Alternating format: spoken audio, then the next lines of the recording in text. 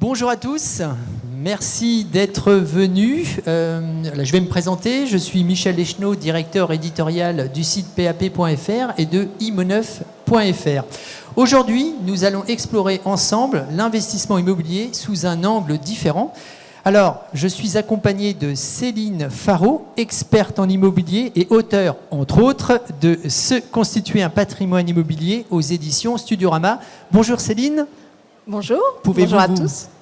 Pouvez-vous vous présenter en quelques mots ? Bien, bonjour à tous. Donc, je suis Céline Farreau, je suis formatrice aujourd'hui. Je suis responsable de la formation dans un groupe immobilier de prestige qui s'appelle Engel & Volkers.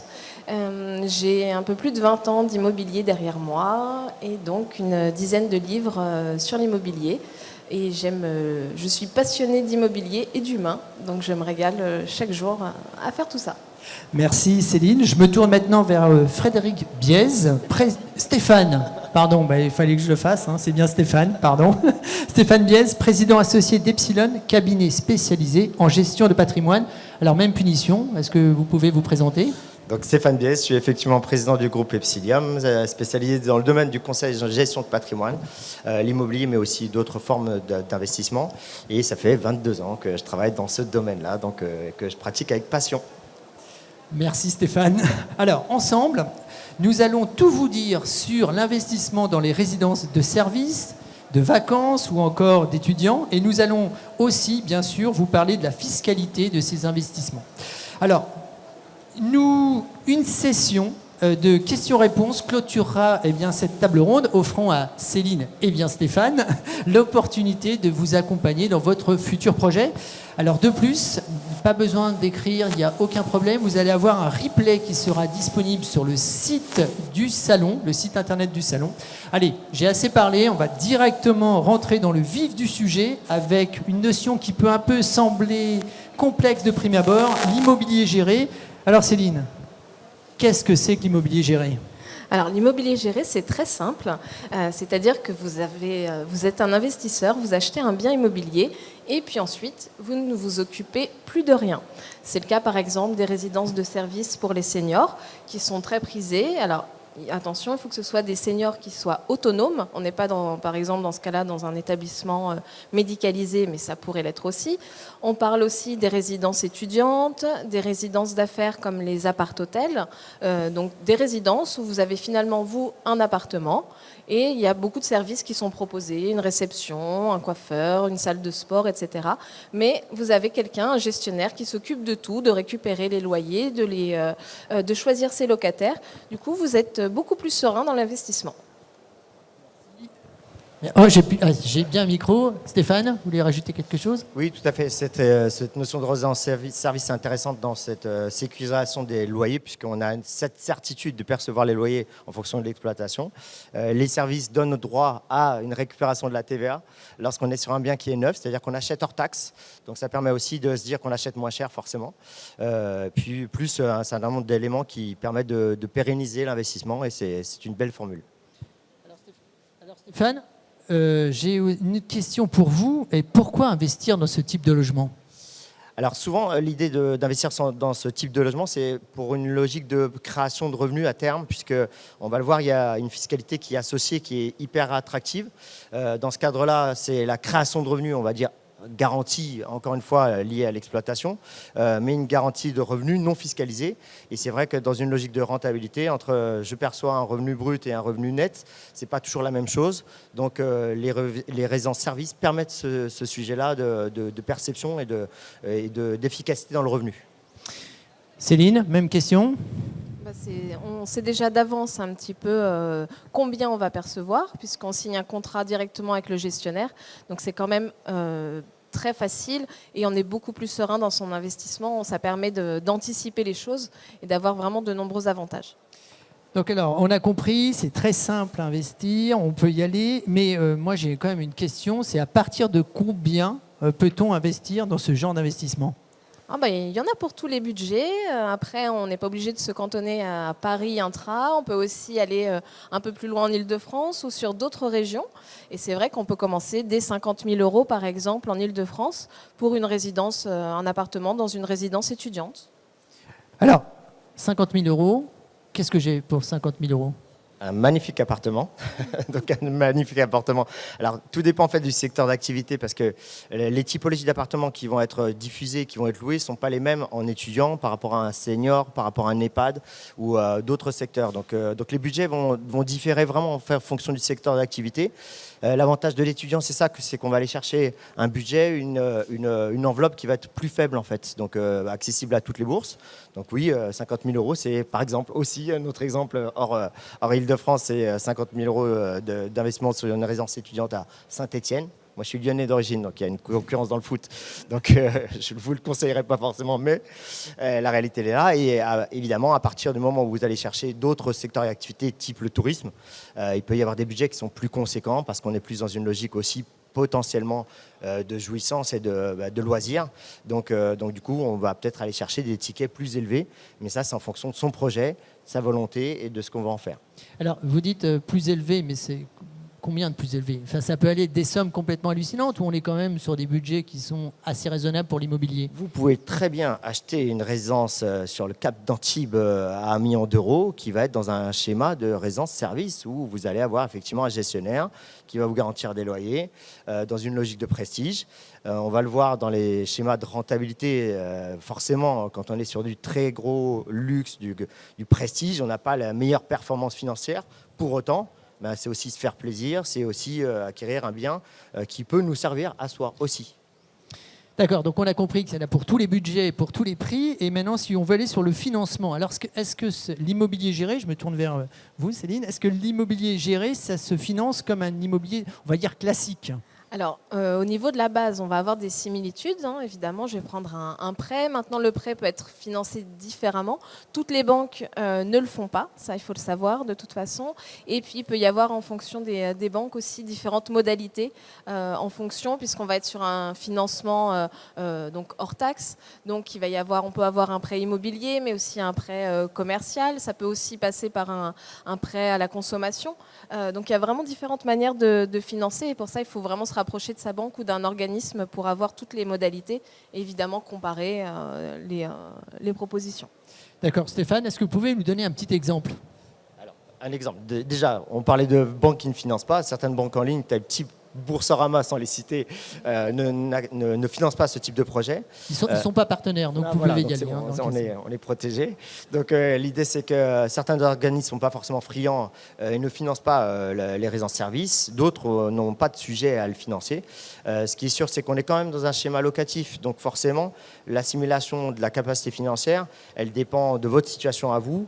Mais dans cette capacité, on va intégrer aussi les loyers qui vont être versés par le gestionnaire. Donc là aussi, avec un schéma de pondération.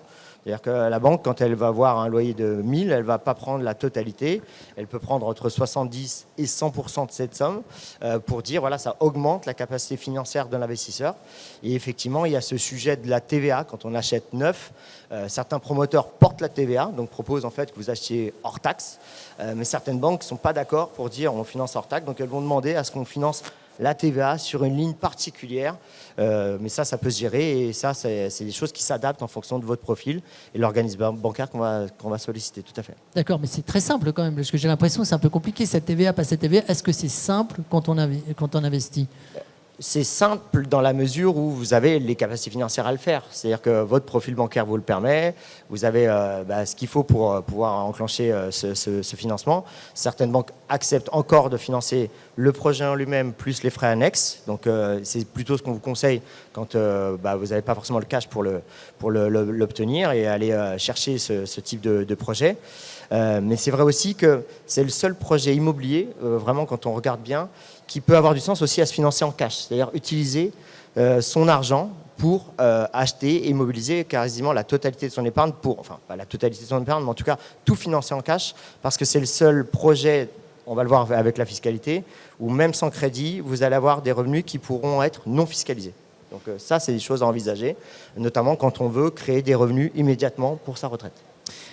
D'accord, donc on a vu comment on faisait, comment on peut effectivement le financer. Et maintenant, la grande question que tout le monde se pose, c'est évidemment la rentabilité. Alors, quelle rentabilité peut-on raisonnablement espérer avec ce type d'investissement, Stéphane ? Alors souvent, il y a des abus de langage. Ah, alors j'en ai fait un là, je pense. Voilà, puisque rentabilité est différent de rendement. Le rendement, c'est le rendement locatif, c'est le revenu qu'on va générer au regard de ce qu'on achète. Je vous donne un exemple. Sur une résidence senior, en moyenne, on va être aux alentours de 4% de rendement. C'est-à-dire que vous achetez 100 000, vous allez avoir 4 000 de loyer qui vous êtes versé. Ce rendement va contribuer forcément à la rentabilité. La rentabilité, c'est qu'est-ce que je mets, qu'est-ce que je gagne. Et dans cette rentabilité, évidemment, il y a la revalorisation du bien, à combien je vais sortir et qu'est-ce que je peux espérer en ayant mis X euros d'épargne pour obtenir un cash flow à la fin de temps. Il faut savoir que dans cette logique-là, souvent, ce marché est un marché secondaire assez dynamique, parce que celui qui rachète un bien qui a déjà bénéficié des avantages fiscaux de cette loi va pouvoir le réamortir et bénéficier d'une absence de fiscalité. Donc il y a un marché secondaire qui se cale justement sur combien ça génère de revenus, de loyer, et du coup, en fonction du revenu que je veux obtenir, par exemple 5%, je fais un calcul à l'envers, loyer divisé par le montant de rendement que je cherche, ça me donne la valeur à laquelle je vais acheter. Donc c'est vraiment de l'immobilier financiarisé d'une certaine manière, puisqu'on est dans un schéma où ce qu'on cherche, c'est de la performance de revenus.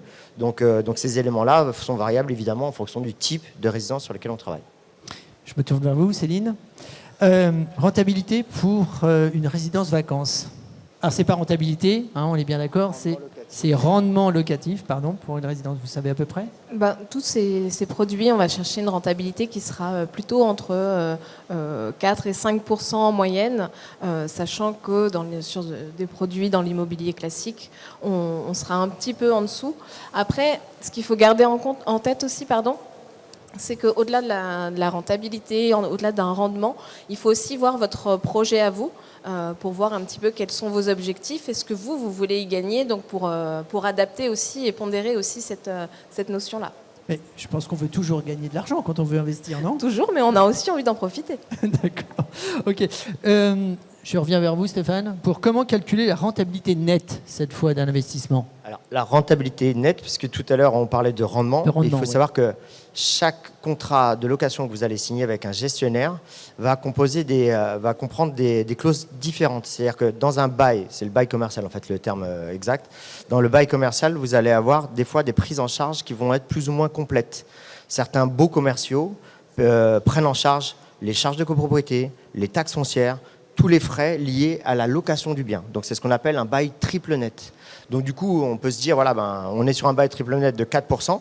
Mais en fait, souvent, le bail triple net de 4%, c'est pas dingue sur le papier, mais c'est comparable à un investissement classique de 6 ou 7%, parce qu'à chaque fois qu'on a un loyer, si vous confiez votre bien en gestion à un gestionnaire, il va vous prendre des frais, il va entretenir l'appartement, et donc du coup, ce qui vous reste dans votre poche, c'est pas forcément 4, clairement. Donc dans cette logique-là, il faut bien analyser qu'est-ce qui est compris dans le bail commercial et le contrat qu'on signe.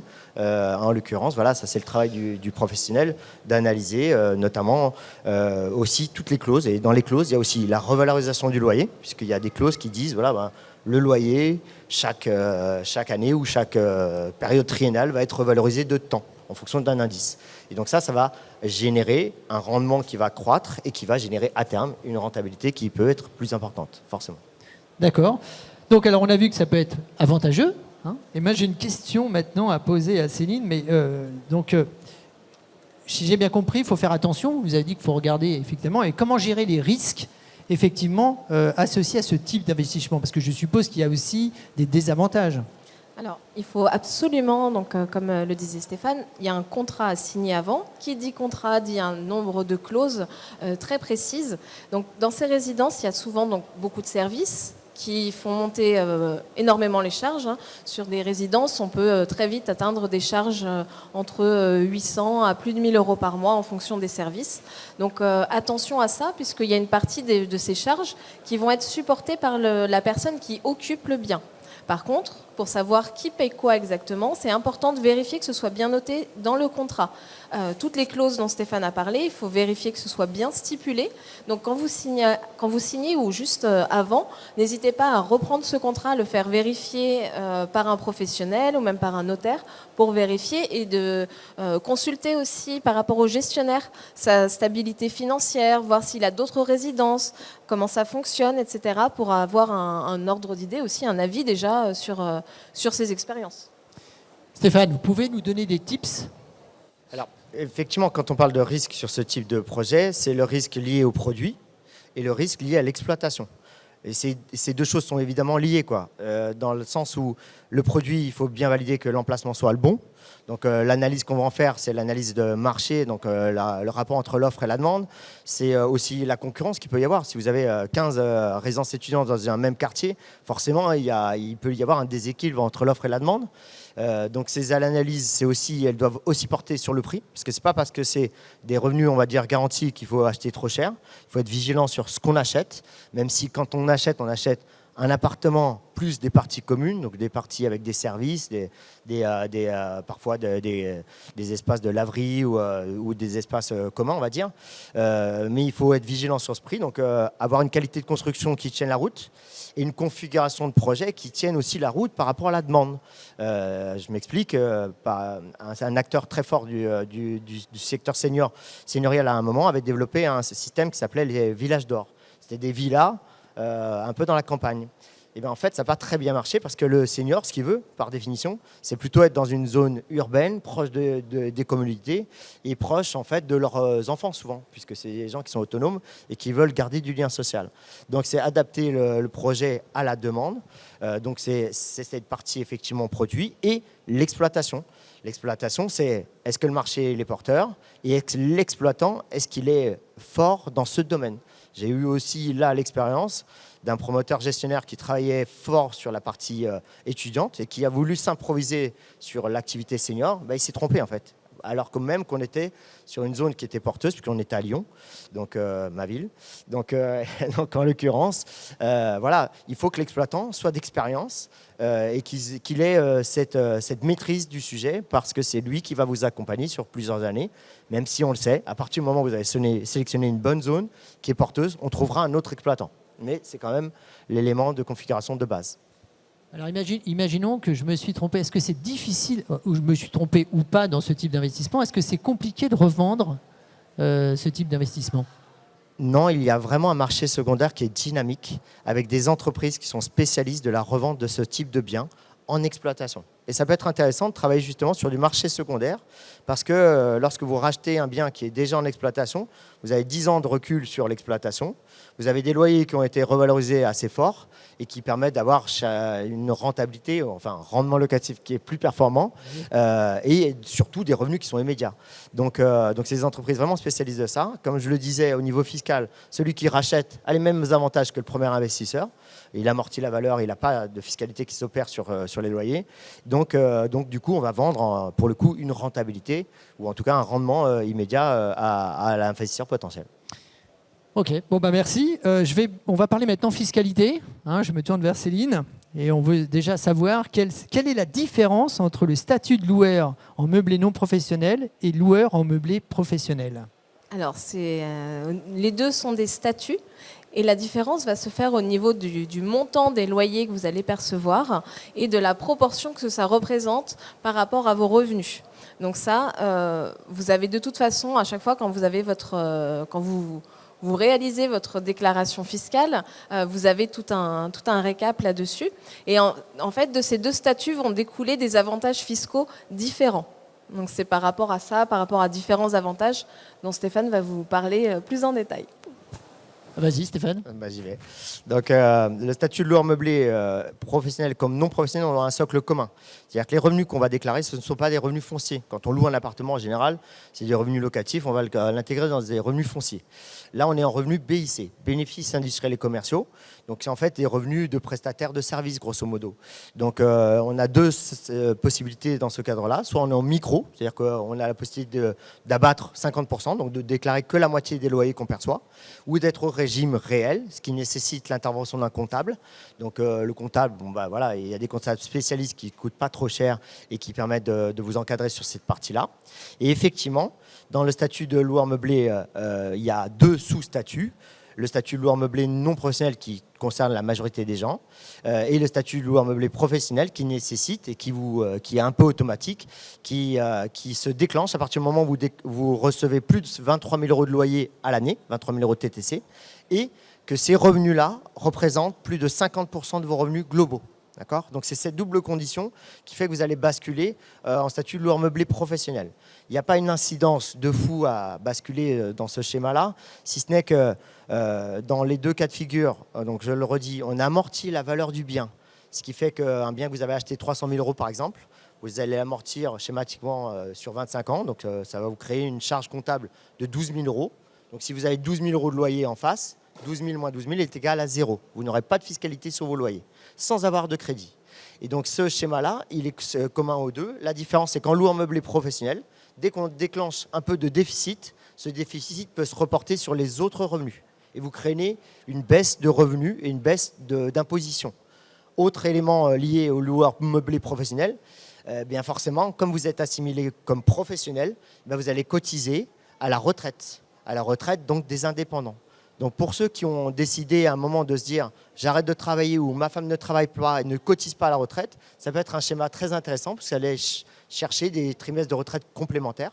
Donc ça, c'est un des éléments effectivement liés au loueur meublé professionnel. L'autre élément, c'est sur l'assimilation de l'IFI.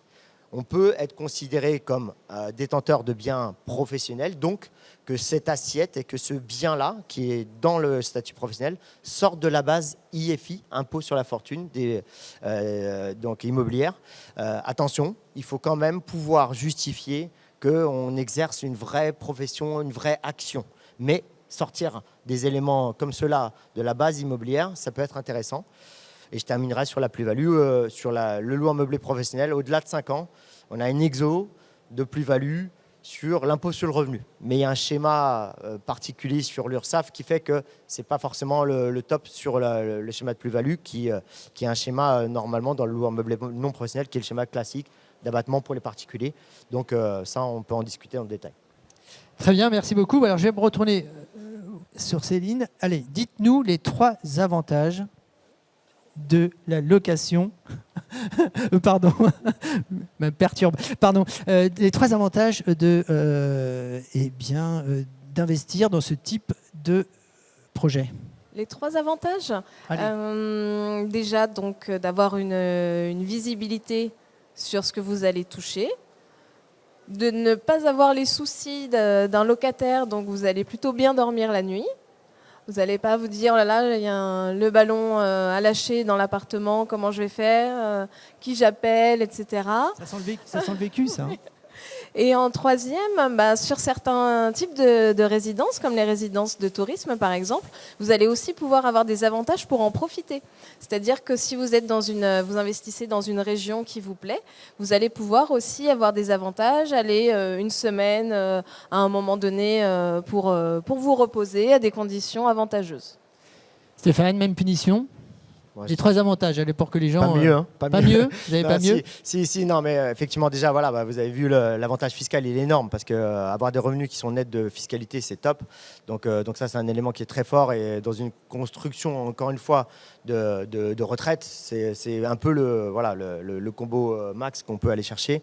Effectivement, les éléments de sécurisation et d'appréhension, pour ceux qui ne sont pas forcément à l'aise avec l'immobilier, comme je vous l'ai dit, c'est un peu de l'immobilier financiarisé. On sait ce qui rentre, on sait ce qui sort. À la revente, c'est vraiment un mécanisme financier qui détermine à combien on va le revendre, parce que c'est la revalorisation des loyers qui va déterminer en fait la valeur de sortie.